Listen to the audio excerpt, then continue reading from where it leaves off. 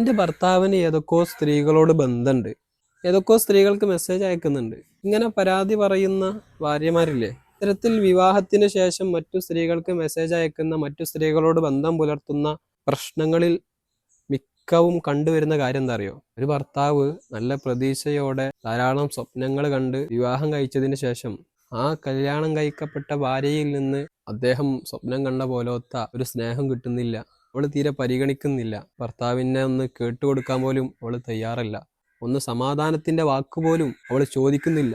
ഇത്തരത്തില് ജീവിക്കുമ്പോൾ, നിന്റെ സ്നേഹം കിട്ടാതെ ആ ഭർത്താവ് മുന്നോട്ട് പോകുമ്പോൾ, മറ്റു സ്ത്രീകളിൽ നിന്ന് ആ സ്നേഹം ലഭിക്കുമ്പോൾ പിന്നെ എങ്ങനെയാണ് അതിലേക്ക് പോവാതിരിക്കുക?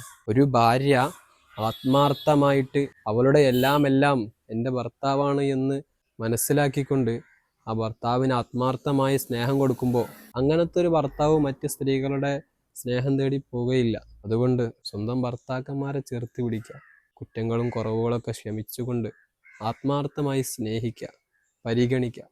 ഹാപ്പി ആയിട്ട് ജീവിക്കാൻ കഴിയും. Let's continue.